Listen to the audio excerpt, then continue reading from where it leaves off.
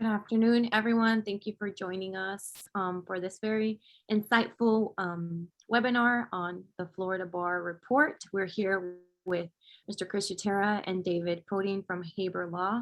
We want to thank them for being able to share the next hour full of just very valuable information. We want to thank you for tuning in and for joining us. So we're going to kick it off. If you have any questions, feel free to submit those in the chat section. But we're just going to jump right in. Going to hand it over to Mr. Podine or Mr. Utera. Thank you so much. My name is David Podine. I'm a partner here at Haber Law. I work with condominium associations on everything from the dog letter to very large special assessment and construction projects. I'm joined by my partner here at Haber Law, Chris Utera. He is on the construction side of things. He is a board certified construction attorney. And today we are going to touch on the recently issued, it's dated October 12th, the report of the Florida Bar Condominium Law and Policy Life Safety Advisory Task Force report. I know that's a little bit of a mouthful, but this was the task force appointed by the governor, made up of a number of condominium practitioners who went over some of the issues, problems, gaps in the law, and potential fixes related to condominium operations, from potential recommendations on changing the Condo Act 718, condominium operations, building code, developer, general contractor, liability and warranties. We're going to try to touch on as much as we can. I think there's about 10 to 12 different topics and recommendations. I'll also send around, if anyone wants it, just email me and I can send you the summary portion. It's a very long report. I think it's over 150 pages. If you really want to dive into it, it includes the presentations from building officials, reserve analysts, specialists, contractors, condo law practitioners, Florida group of realtors, and many others who made presentations on their specific issues that then went into the analysis and recommendations. And also, one of the things that I found very interesting is that they found over 2 million people live in condominiums that are 30 years or older. I found that just to be a huge number. And that it includes over 1.5 million condo units and over 27,000 condominium associations in the state of Florida. But really, just to kick it off and get right into it, the first item that it addressed was Board of Directors' obligation for maintenance, repair, and replacements. So obviously the repair and maintenance of the common elements of a condominium, that is one of the fundamental requirements for the Board of Directors. It's one of your fundamental responsibilities. The task force found that some of the issues that need to be addressed and recommendations is that, one, it needs to be clear that waterproofing should be added as a required maintenance component. They also recommended that the association should not be liable for alternative housing costs, lost rent, or other expenses that are associated with some of these massive repair projects. And this is presumably meant to incentivize boards to commence these necessary repairs and be able to maybe stand up to some of the political or popularity pressure within the building with unit owners. So Chris, could you speak to a little bit, I know we've touched on it previously, but I think it's just so important, about why waterproofing is sort of highlighted as its own item and why that should be explicit. Sure. Thanks, first of all, to Abby and David for the introductions. I'm seeing the attendees are still trickling in, and it's great to see some familiar names there. And once again, as pointed out by Abby, if you have a question or anything, posted in the chat or the question and answer, we'll try to get to David's question. I mean, this is something that we talked about in our prior presentation, and that you will see if you have a copy of the report is a reoccurring theme throughout the report, and that is addressing this issue of waterproofing. It goes without saying that following the Surfside tragedy, that issue of waterproofing is a hot topic, for lack of a better term. It's a term that was on everybody's mind, and why it's important, and why I think the task force focused on it, this is kind of what we discussed. And I want to be clear, I'm not an engineer, I'm not a contractor. I practice in construction law, but in a lot of cases that I deal with, waterproofing is always at issue. And that's because it is as I described it, it's almost like your exterior skin on your body. It's what's protecting the concrete. It's what's protecting what it's proofing, what's below it. It's keeping water, which is all around us down here in South Florida. It's keeping water out of those structural elements that hold up a building for a very easy way of putting it. So that's why, to David's question and point, you're going to see a lot of this waterproofing discussion in this report, as opposed to just merely mentioning, inspect the structural elements. There's going to be a lot more focus on what's protecting those structural elements. In this case, or quite literally, the waterproofing. What product is being used? What sort of warranty is there? When is it going to be replaced? Things like that. That's something that's going to continue to be addressed by way of this task force, by way of the amendments in the laws, and potentially by way of the manner in which we perform construction down here in South Florida. Thank you for that. The next item is special assessments and borrowing money. So as many people can imagine, some of these deferred maintenance special assessment projects can result in a huge financial burden to unit owners. And many condominium associations, they will finance their special assessment. So it'll ease the financial burden, but it's not uniform. The Condo Act, Chapter 718 of the Florida Statute is not expressly clear on the association's borrowing authority, on the board's authority to act on behalf of the association. And worse yet, sometimes condominium associations governing documents really limit the board's authority to approve of a loan or special assessment, even if it's just for the necessary repair and maintenance of the property. So one of the things that the task force is recommending to make it easier for associations to pass these special assessments and finance these large and essential common element repair projects is to make prohibitions or limitations on the board's authority to borrow money for a special assessment for a necessary repair project, to make those prohibitions void against public policy. So for example, if the bylaws or declaration would have a limitation saying, well, board, yes, you're responsible to make sure that the common elements are maintained, but if you want to finance a special assessment, the loan must be approved by the unit owners. Well, guess what? That could potentially put the association and the board in a difficult position if the unit owners don't approve of the loan. So I think that is definitely something that the legislature will probably adopt. We don't know for sure yet. As we've mentioned on prior webinars, this is a task force that was created by the governor. These are merely recommendations. I think they will be loudly heard by the legislature. How much, if all of it, part of it, some of it, a mix of it is passed in the upcoming legislative sessions remains to be seen. Yeah, and really quick, David, before we move to the next subject, I just want to re-emphasize what David just mentioned, in that what we're talking about here are quite literally issues highlighted by the task force, what they see issues with condominium form of ownership and property, if you will, and things that they're recommending. We're not talking about a discrete change in the law. We're talking about what they recommend would be changed, either in the law or in the processes of condominium ownership and management. So again, I just want to make sure that that's clear, that the things we're mentioning are what the task force suggests should be done in terms of changing the law. This is not a change in the law. Yeah. Sorry, I didn't mean to jump in there. That's important clarification. Thank you for that.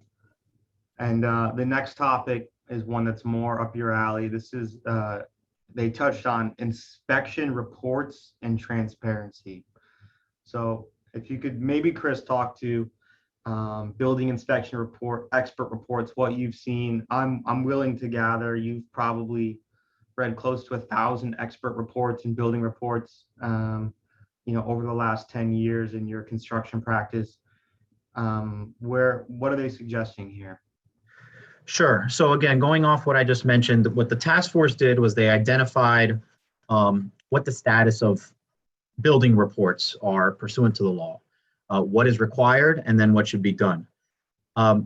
In short, one thing that is I want to say, David, if you correct me if I'm wrong, I think the longest section or chapter of this report is this inspection report section. And probably the part that they found to be most deficient. Yep. First of all, as it pertains to recertifications, they pointed out that it's only Miami-Dade and Broward County that requires this 40-year recertification process. I know, obviously, I'm speaking to the Brickell Homeowners Association, so it's focusing on Miami-Dade County, but they found that to be an issue. Obviously, Florida's surrounded by water. It doesn't matter if you're in Miami-Dade, Broward, it's all the way up each coast. And that is something that they feel needs to be addressed, meaning there should be recertification processes all throughout the state. They then talked about the actual reports that the law requires. The first one that is already required by law is what's called a developer turnover report. To David's point, I've probably seen 1,000 of these in the last 10 years. This is what's required by Florida law, and Florida Chapter 718 is when a developer turns over control of a condominium to the unit owners, it should also be turning over a report. And that report, pursuant to the law, is supposed to talk about, I think it's 13 different items, ranging from the structure to the irrigation systems. And it's supposed to give what's called an expected useful life of that particular system or component. And basically, it's the developer telling the association, here is your building, here are the components of that building, and this is what this particular architect or engineer says is the useful life for that particular component. They addressed that. The task force addressed that and said that it needs to be ramped up a little bit. It needs to include greater detail. It needs to have additional items, for example, waterproofing, that need to be addressed. And it made certain recommendations as to how to address that report to make that developer turnover report a little more detailed and provide the association with a little more guidance in terms of the building they're getting. I want to jump in right there on that word guidance.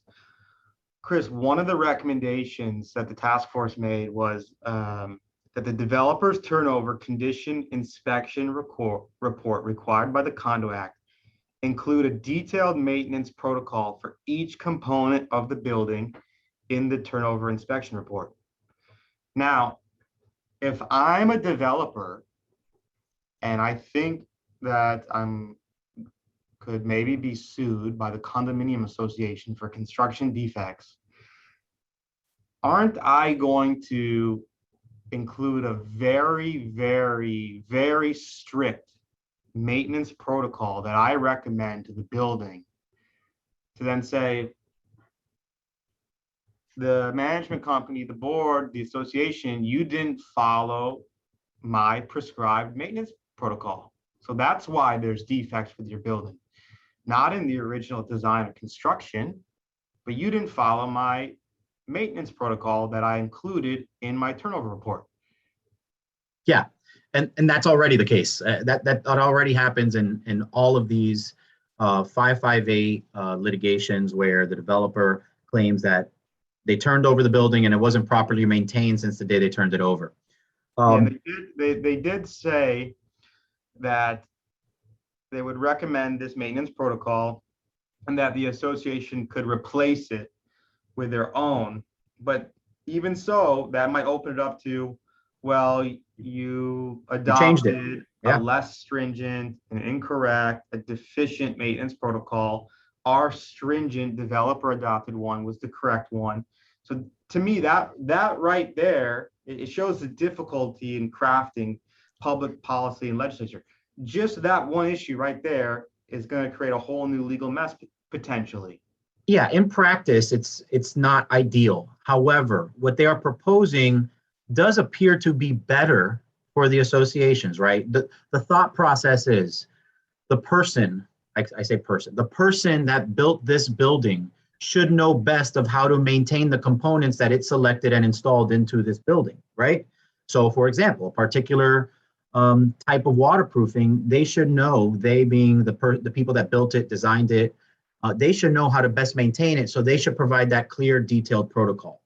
Now, to your point, David, of course, in practicality, in practice, over the course of time, that's going to create issues, I foresee, because you have a detailed protocol provided for, and then we know what happens. Sometimes the associations, for whatever reason, right or wrong, don't follow it, change the protocol, amend the protocol to some extent, and that right there creates a rift, so to speak.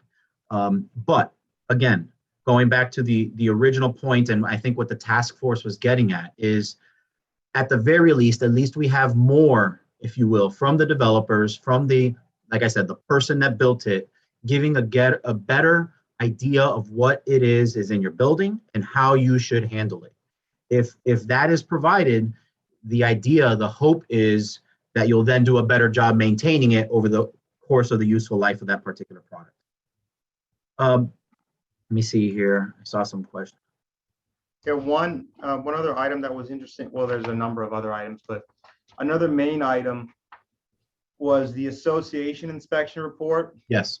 And I've heard that this is one of the items that received blowback from people outside of South Florida, maybe in smaller cities or towns or counties, particularly with smaller condominium buildings. This recommendation talks about requiring periodic structural and life safety inspections of all condominiums and cooperatives with vertical construction of 3 stories or greater after transition of control to the unit owners. The task force recommends a standardized template for required association building inspection reports after turnover and uniform qualifications for professionals providing association inspection reports. Yeah, I mean, this is a big one. To David's point, this is one that understandably there was a lot of pushback on, and from various directions and for various reasons. In short, to make it as simple as possible, what David said, the task force is recommending, they didn't give a specific time frame, but periodic inspections be performed be required of the associations. And we're not talking about a 40-year certification here. They're talking about something that's more periodic and that is more in depth, if you will, in terms of the overall building. It also discusses utilizing specific subspecialties in terms of the design professional, right? If you're inspecting the structural aspect of the building, you want a structural engineer looking at that. If you're inspecting the mechanical, electrical, and plumbing aspects of the building, you want what's called an MEP engineer looking at that. You just don't want a, one person does it all architect that comes in and looks at every single aspect and says yay or nay. You want a more focused approach to these inspections. So of course, the folks outside of Miami-Dade County, the smaller associations, as David said, where their funds aren't as large as some of the larger buildings in Brickell, that's the fact of the matter, are going to push back harder on this because this costs money. That's the easiest way of putting it. Yeah, I mean, this costs money. It recommends that after the initial one, an updated report every 5 years. And I'm already starting to see the proposals and doing contracts for structural engineers, $20,000, $30,000, $40,000, $50,000. Granted, these are larger buildings. These are not 3-story buildings, but even $10,000 or $20,000 can be a large amount added to a smaller condominium association's annual budget. Right, and that's just for the evaluation. That's not any work that is found to be needed as a result of that evaluation. And then one more point, they also recommended that the same buildings, all buildings over 3 stories, have a report done by 2025. And then to David's point, every 5 years thereafter. So this is without question something that needs to be monitored by all associations to see if the legislature adopts, because this will greatly affect your budgeting for the year, who your consultants are that are looking at your building, all these things that you need to put into play in order to abide with the law. One of the other issues that this particular section, the inspection report section, discusses are inspection reports from local governments. In short, they basically state that if a building requires a particular, a building department requires a particular inspection to be performed, that those inspection reports be easily obtainable, if you will, to the public, obviously to whatever unit owner lives in a particular building. Sometimes it's not that simple. The recommendation was simply that it be easier in order to obtain those reports. There's also disclosure of inspection reports section that's required. And David, if you want to touch upon this, but essentially the task force recommends that certain condominiums with 100 units or more, or having revenues in excess of $500,000, be required to have a website in compliance that they already need with the statute, but that the reports be made available through that. So David, I don't know if you have any additional comment on that, but again, the gist of this particular section is just that all reports be open, be made available, and be disclosed to whoever is requesting it. Yeah, and it talks about hopefully simplifying the process by making sure that they're timely placed on associations' official websites for records. And then even going a step further and adding in that any building inspection report like this must be delivered to a prospective buyer and be included in the pool of documents that the buyer is allowed to receive and review before the 3-day rescission or cancellation of a purchase contract expires. So I thought that was pretty interesting. I know they took testimony and received a presentation from Miami Association of Realtors. And so you can see when you read the report, there's perspective and influence from multiple disciplines and professions, which is one nice thing to see with the cooperation, I think.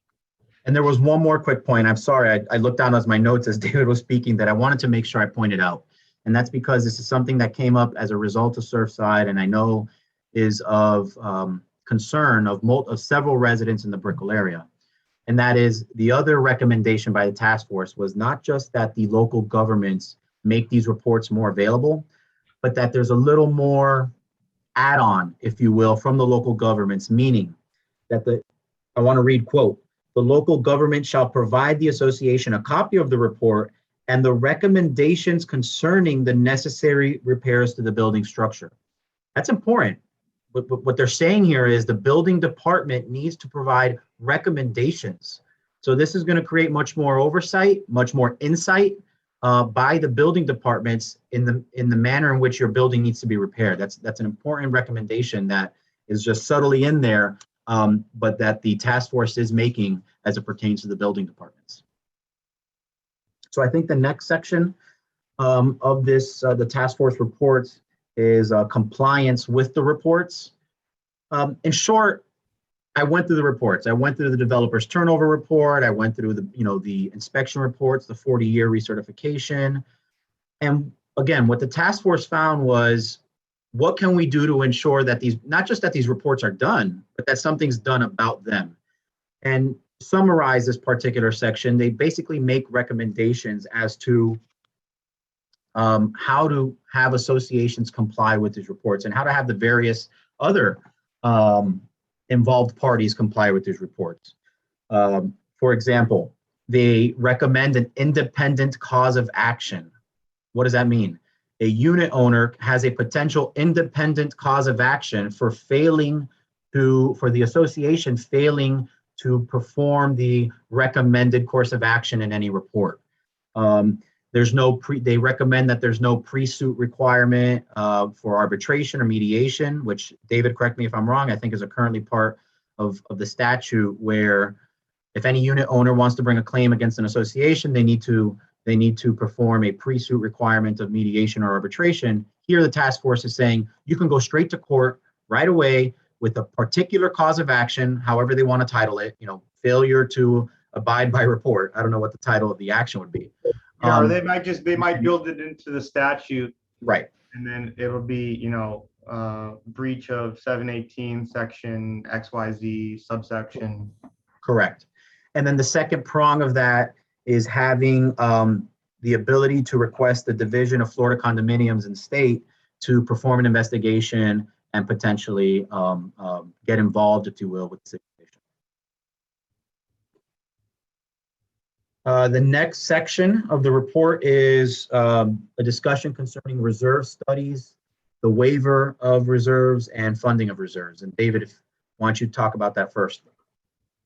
Sure. So this is one of the key issues. These are all important. I think they did a good job of narrowing it down, but reserves is particularly important when it comes to getting over the hurdle of needing to do massive repairs and maintenance of common elements, and then solving the issue of where's the money coming from. So obviously the classic scenario is if an association via a vote of their unit owners votes to waive reserves, saying we want the budget low, we don't want to put money away for the rainy day, for the maintenance, we're going to waive reserves.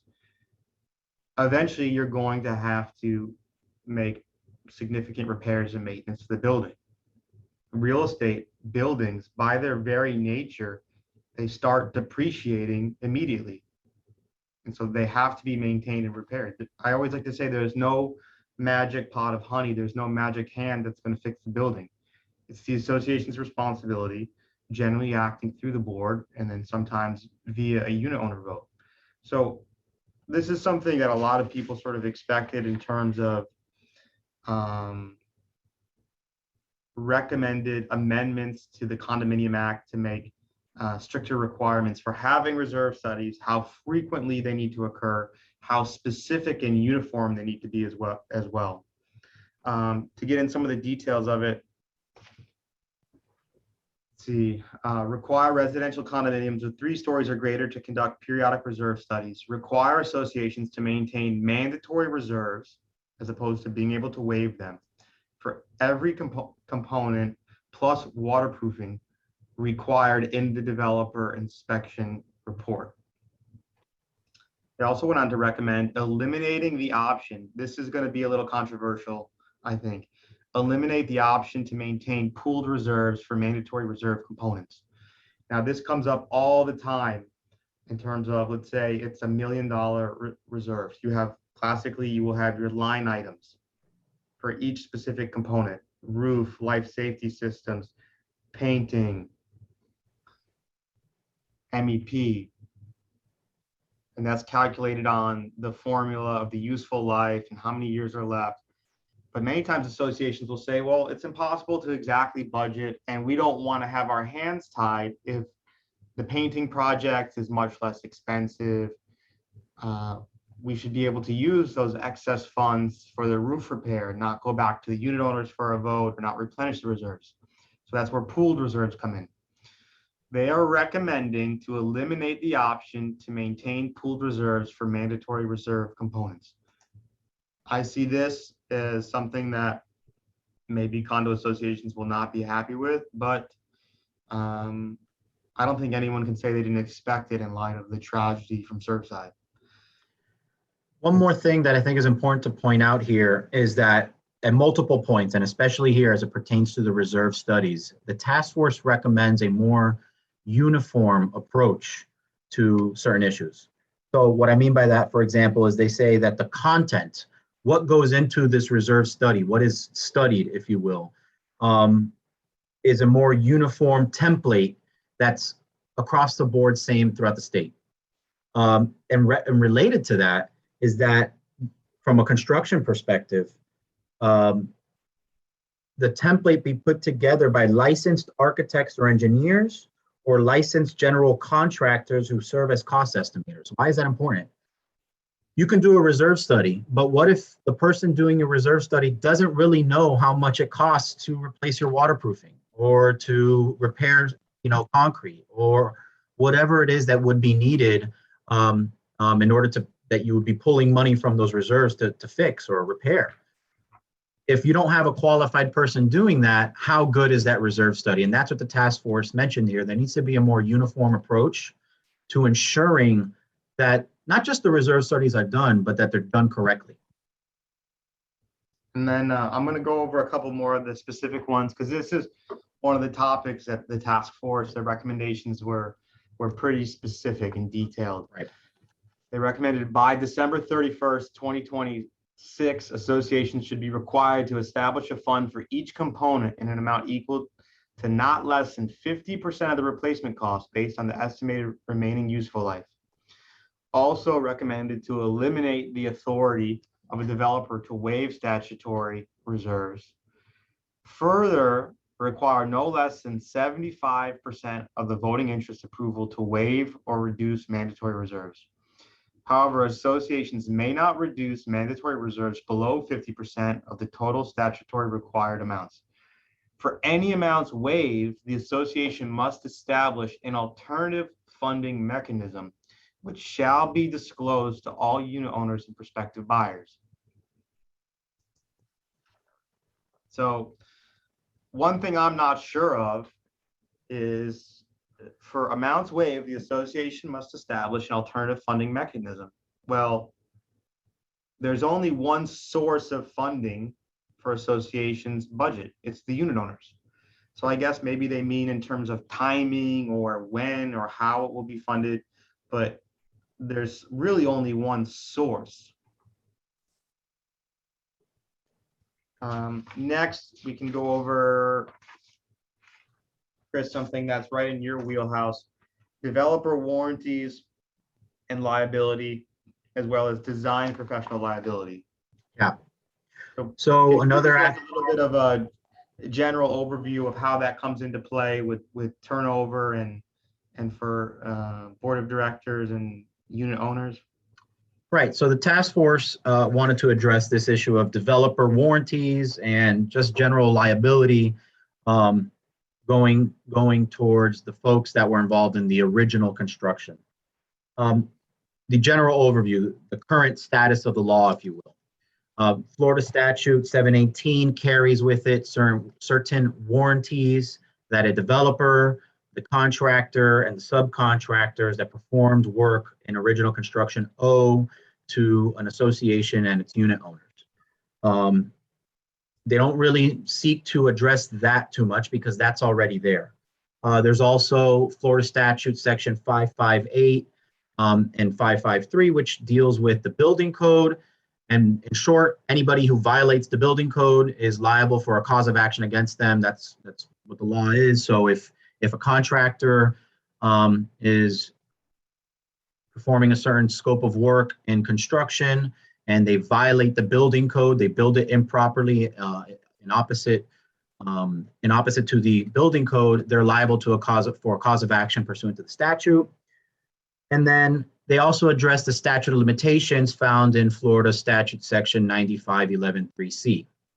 As it pertains to the warranties, they don't, like I said, they don't really touch the statutorily provided warranties. What they do address, and what is pretty much commonplace in every association condo building I see built now, the developer disclaims any other warranties outside of what the statute provides for. The statute provides for specific warranties for X amount of years, depending on the type of component we're talking about. So for example, roof structural components, you have a 3-year warranty.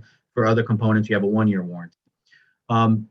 What the recommendation is of the task force is any other warranties, and I'm not going to go down the legalese rabbit hole, but there is other types of warranties recognized in Florida law that a developer would owe to a purchaser.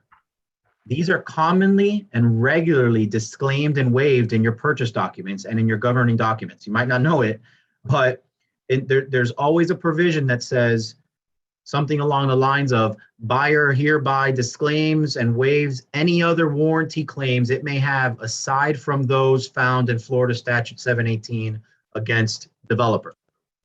What they recommend, the task force recommends, is any sort of contractual provision to that effect be null and void, meaning that a developer be just as liable as anybody else, a developer of a condominium be just as liable as anybody else for those sorts of warranties recognized by Florida law.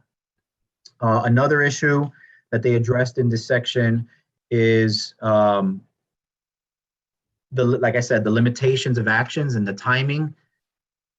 Yeah, Chris, this one caught my eye last night when I was reading up again. It's an interesting What one. is the Go ahead. recommendation here? There is none. So I hate to say it, but in short, Florida Statute 95-11-3C, I can repeat it because I've litigated it so many times, provides the amount of time someone has to sue for a construction defect. That's governed by whether it's a patent defect or a latent defect, meaning whether it's you know about it and obvious, or it's hidden. And I'm not going to get into that aspect of it, but the point is, what the task force recommends is that the law provide ample opportunity for condominium and cooperative associations to seek redress. Well, that doesn't really tell me anything. The Right, current I'm sure statute one side of the debate is going to say, well, 10 years, more or less, is already plenty of ample time correct. to bring these claims. Correct. And to what David's referencing is within the statute, there's two limitations. There's the 4-year statute of limitations, and then there's the 10-year statute of repose. The repose is the end all be all. That's when you had to have sued the responsible party within 10 years of a couple different factors, which I don't need to go through right now: completion of construction, turnover of control, whatever it is. But you have to have sued within 10 years. But how do I know? I'm a unit owner. I've now signed up for the thankless task of volunteering on the board of directors. How am I supposed to know if we have problems with the structure or the design, particularly the design, if that flawed design has not reared its head in the form of physical construction defects that are visibly obvious? What am I supposed to do? How can I sue within 4 years? Well, the hope is, one, at the time of turnover, from when the developer turned it over to the association, to the control of the unit owners at the association, an independent inspection and investigation was performed to try to find that hidden flaw or defect, whether it's reared its ugly head or not by way of physical defects. Two, like I said, there has to be a limitation. There has to be some sort of line where you can't sue someone after X amount of years. And that's where I'm trying to get at here, which is they don't provide a clear answer. The current answer is 10 years. They seem to indicate it should be more, but they don't provide a recommendation. There was talk some years ago about the 10-year repose changing to 15 years. That got shot down in the legislature. But the point is if it's a latent defect, if you don't know about it, to David's point, right now you have a 10-year window from one of 4 different things occurring, and I don't need to walk through the 4 different things, but one of 4 different things occurring, let's just call it the end of construction, to have found that problem and brought suit against whoever was responsible, whether it be the developer, the contractor, or the design professional. And so again, all that the task force is doing is saying, there should be a way to provide condominiums with ample opportunity to address that. Obviously, the response, what David's trying to get at is the fact that there's no clear answer. The response to that is, well, you already have 10 years. That is ample opportunity. So it's interesting it will be interesting to see where this goes from here in terms of whether it changes the statute of limitations, that's for 4 years, or the statute of repose for 10 years. Whether it just outright changes the amount of years, or they start branching off certain exceptions for condominiums, things like that. We could do a whole separate webinar, I think, on those issues, and maybe we'll flag that for some follow-up. Absolutely. We've got a bunch more topics to get through here. The next one is condominium terminations. This is something that's the condominium regime is still relatively new within the general legal landscape, but terminations that we've seen come up a number of times, particularly after the great financial crisis, and they've come up again now in terms of what isn't a potential economic solution to some of these older buildings. the task force generally found that there should be practical options for unit owners to terminate their condominium. That means to end the condominium regime. To say no longer are we going to be organized as a not-for-profit corporation where we're all members and we all own a portion of the common elements. There should be a practical option for unit owners to terminate their condominium where the building has become economically obsolete, or the cost of necessary maintenance repairs represents a disproportionate cost in relation to the value or increase to value of the property. Now, the classic example is you have an older condominium building that is on a prime piece of waterfront or other special real estate with amazing views on the ocean, both. And sometimes these sites are even much larger than what some of the current buildings are built on, just because of what the market allowed for 30, 40, 50 years ago. Sometimes there's so much deferred maintenance, so much necessary repairs that are needed. The cost of doing that and then assessing the unit owners would be objectively economically unfeasible. It would cost more than really what the value of your unit is, let alone the value, what it would increase. You're not going to capture that delta once it's done. And it might even be so crippling that, you know, it's not even worth it relative to the existing value of the unit. So this is an area of the law that they recommended some potential changes to make a clearer and arguably easier path to terminate the condominium. Chris, you want to touch on some of the task force recommendations on that? Yeah, I mean, in short, they sort of just, David's point, they want to make it easier. They want to make it easier where it simply costs, and we're going to see this a lot now because of Surfside. I mean, we're already seeing it. To where it's easy to terminate a condominium and sell the property and make it attractive to a potential buyer for whatever reason. Again, we're seeing this now with developers getting creative with some of these older buildings, seeking to just plain buy out all the unit owners or work with them in terminating the condominium and purchase the property. Again, long story short, they're trying to make it easier by way of by recommending the thresholds that are required in order to terminate the condominium, meaning the amount of voting needed or the value of the property. I think they recommend if for example, any particular repair costs more than 15% of the structure or of the improvement to the property, then that would be an objectively high value in terms of a reason to terminate the condominium. So again, they're just making recommendations to in short, make it easier if it's objectively reasonable to terminate the condominium. The next section of the report talks about the Department of Business Professional Regulations Division of Florida Condominiums trust fund.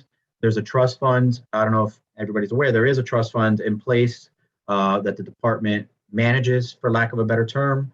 And they make some recommendations concerning that. In short, there's a process in which that trust fund can be reduced or allocated for it. And they've recommended against that, if you will, David, if you want to, you're probably much better providing any insight on this issue. I'm not sure what's happening with that. There we Can go. you hear me okay? Yeah. No, you hit it right on the head in terms of, without getting into all the details of it, within the state budget, within the way funds are allocated, they're able to reallocate within different needs, different departments, different uses. And this is one area where the task force identified saying, hey, it seems like it's happening over and over in a disproportionate amount that the funds for condominium regulation, education are being reallocated and not deployed to then go into the system, go into the communities, help with education, help with regulation. That they identified that as a huge problem.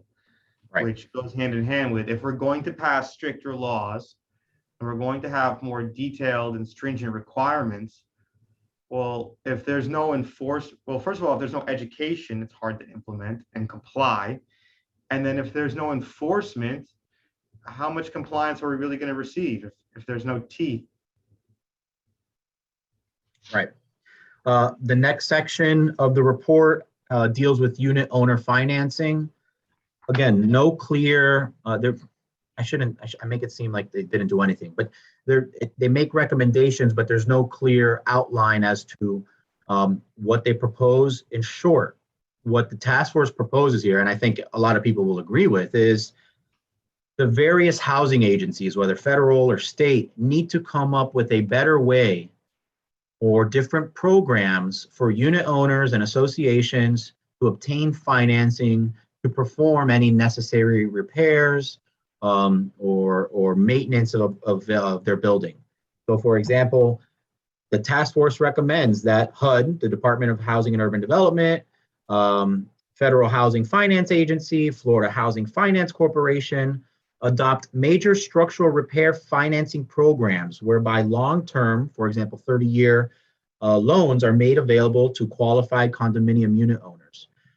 As we know, these structural repairs, where this all stemmed from, the Surfside tragedy, cost a lot of money. And what they're saying is, we know it costs a lot of money. We need to come up with better ways to get these associations, to get these unit owners that money to where it's favorable for them to actually perform the work. If they have to pay it back in a 5-year loan or some sort of loan that's not plausible for all the unit owners, then what's the point of making them get it? We need to come up with a strategy so that they can get loans at a much easier rate. Next, this is one I want to make sure all my CAMs, my regional directors, my property management companies that we work with, that you're still with us. I see actually we've added some attendees. I see some familiar names on there. I won't call out, but this is very, very important. Community association managers and consulting professionals. Task force general findings. I'm going to read this one verbatim.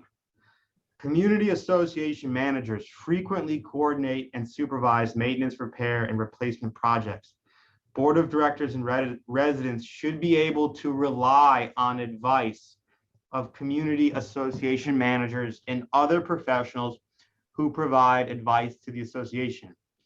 Community association managers should have a duty, CAMs should have a duty to provide specific recommendations to and advise boards and residents regarding the status of necessary maintenance, repairs, and replacements.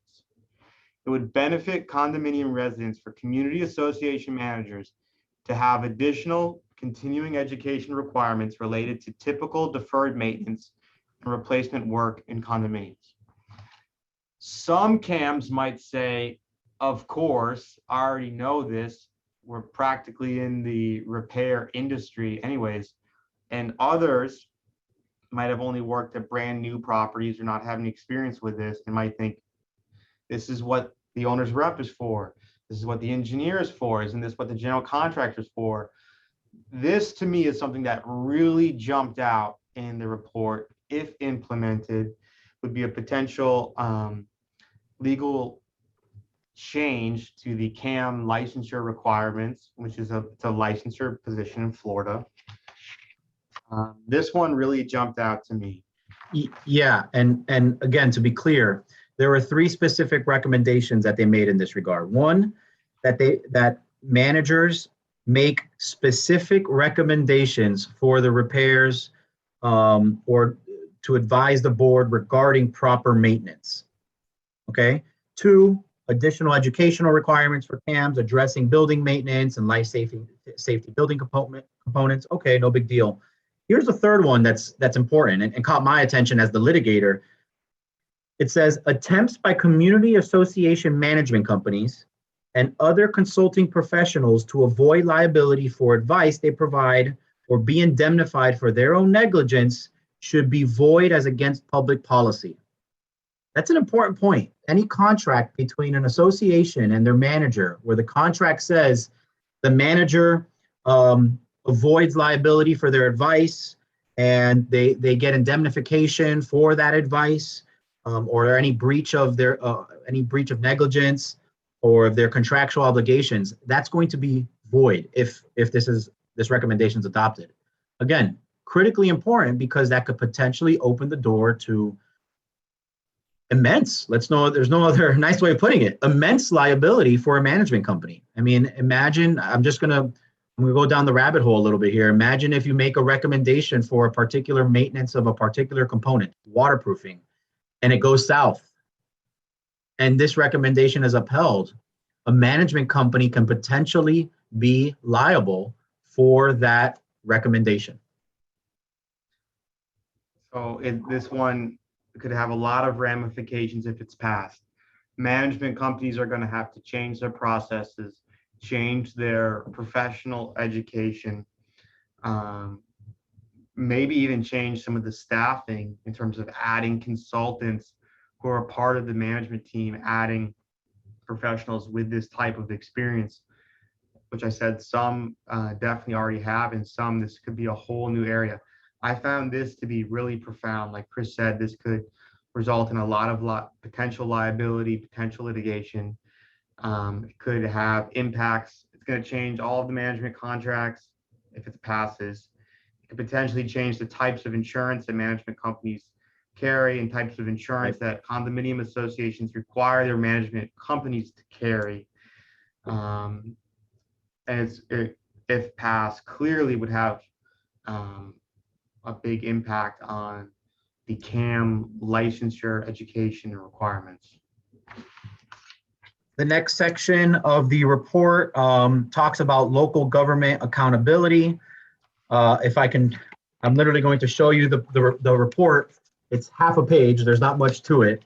And here's the reason why.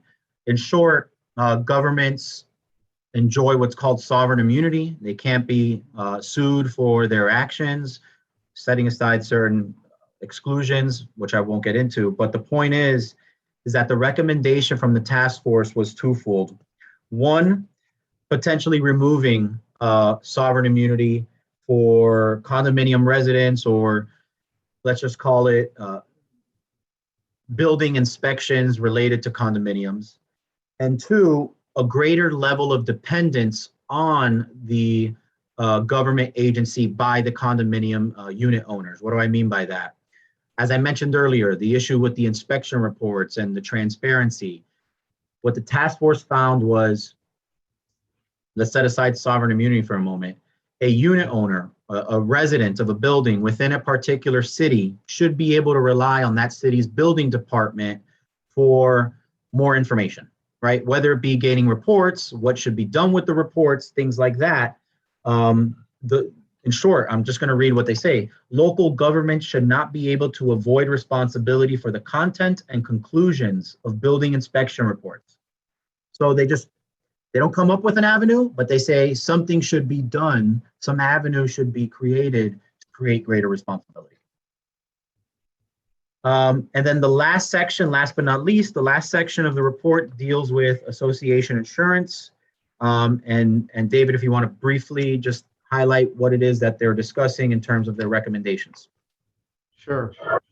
They recommended associations need more clarity regarding insurance coverage requirements in order to protect the general health, safety, and welfare of residents of condominiums. The Condo Act should be amended to require casualty insurance coverage for the full insurable replacement cost of the condominium property insured by the association. Additional protections to better assure the availability of funds for deductibles are also needed. Chris, can you kind of go over some of the insurance basics? Because to me, if you own a home, single family home, you probably have a mortgage, your lender's going to require that you have insurance of the replacement cost. Like, is that, to me, this sounds like, well, shouldn't a condominium association also be insured? And if you're not insured for the full value of the property, what are you insured for? Yeah, and that's what they're saying. They're saying the association must obtain casualty coverage in an amount equal to the full replacement cost. including code and ordinance coverage, meaning the insurance should cover if you need to update the building for whatever reason to come into compliance with code, should cover that.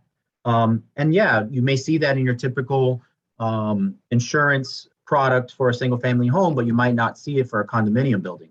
And then the other important point is that actual cash value coverage should not be permitted. That's separate, that's different from full replacement cost. Actual cash value, I'm not an insurance expert, but from what I recall, actual cash value, the difference is the value of the property minus depreciation.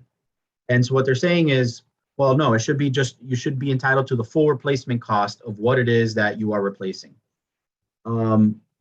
And the other recommendation they make is, as it pertains to the deductibles, again, no clear number or threshold provided, but some way to curb excessive deductibles that an association would face for having to perform a repair. So let's say a hurricane causes damage. While it may cause a small localized area that caused structural damage, let's say, to a particular column, let's say, well, your deductible might not make sense for you to make that claim. What they're saying is, why don't we try to address that situation where the deductible doesn't detract the association from being able to make that claim? All right. So that, well, sorry, go ahead, David. No, go ahead. I was going to say those were the 12 specific areas highlighted by the task force. Again, in some instances, very clear, concise recommendations. In other instances, they sort of say this should be looked into. But again, all of these issues, some of them more important, some of them more controversial than others, all of these issues are going to need to be monitored in the upcoming years, legislative sessions, to see whether there's changes to the Condominium Act as recommended within this report. I have seen a couple questions in the chat concerning the report or an outline. Without question, Abby, we can make the full report available, as well as I think it's a 20 some odd page outline, if you will, within the report that we can make available as well. We can, we can send out an email within the next few days. But before we go, Chris, we have a lot of new developments in Brickell. Sometimes residents are concerned whether it's a crane that's too close to your building, an aquifer breach. What would you say are some precautions that homeowners and associations can take for their safety? Sure. I mean, as the lawyer, right, the answer I always give is be proactive, right? Be conservative, be proactive. As it specifically pertains to construction, what I call neighboring construction, right? The person next door is building the house, building a building, whatever it is. The overarching piece of advice that I can give, no matter what situation, is be proactive. There's different things you can do. First of all, document your stuff, so to speak, right? So for example, have your management company document the condition of your building. Are you seeing a lot of cracks coming up? You would know that if you started documenting at the time that construction started or before the neighboring construction started.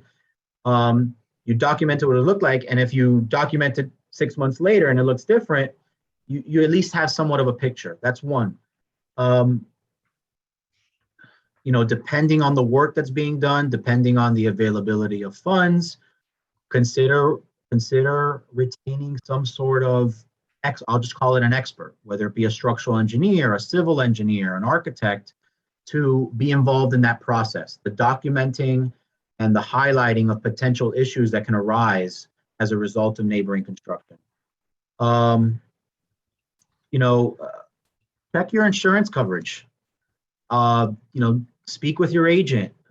Check your insurance coverage to see what would be covered if X would arise as a result of neighboring construction. Make sure your maintenance records are up to date, because God forbid, let's say neighboring construction does cause some sort of damage to your property. You want to make sure it's not your fault for improperly performing maintenance, right? If I'm being sued by my neighbor for having improperly performed construction and causing damage, I'm going to say, no, the defect was caused because you didn't maintain your property. So make sure your maintenance records are up to date. And one that is, it's controversial, what I've seen happen with some developers is approach them about what's called a good neighbor agreement. Approach them about being proactive with them about it. I've seen where developers hire civil engineers to monitor the neighboring buildings. Can't hurt. It can't hurt to approach them and see if they're willing to work with you to prevent any sort of issues in the future. Yeah, those are really excellent points and ways that we could all be proactive. But now our time is winding down. Is there any last things you would like to say, Mr. Haber or Mr. Utera?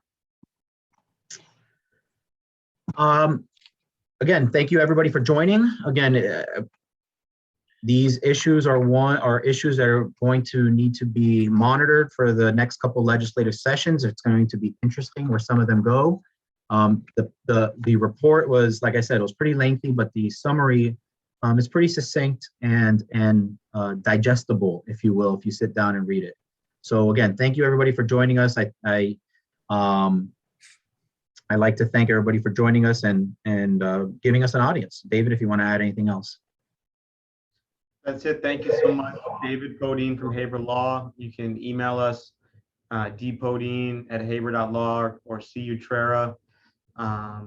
We can have a copy of the summary sent around, and we'll see. There's upcoming legislative session. We'll see what gets enacted, what gets proposed, what gets shot down. And I'm sure we'll continue to have more stuff to come back with in this educational series. So Yeah. Thank you so much, Abby. Thank you so much to the people of Brickell Homeowners Association for having us. If you have any questions, you can give me a call, send us an email, and we're happy to help. Yeah, and to the 80+ members that were tuning in, if you find this webinar helpful, or if you have a new topic that you would like us to cover, please email us your suggestions. We'd love to hear what feedback you have for us. This webinar is being recorded, and we will send it out to you hopefully by tomorrow afternoon, if not early next week. We will have a summary of the conversation as well, provided via email. Next month, we have a live event. Save the date for November 10th. Stay connected with us via email, and we want to thank you again for joining us today. Thank you to Mr. Podine, to Mr. Utera, to Haber Law, to Tim Velocitas. You guys are always a pleasure to work with. We really appreciate you. And thank you to our attendees. We hope you have a beautiful day. Thank you, Abby. Appreciate that. Thank you, everyone.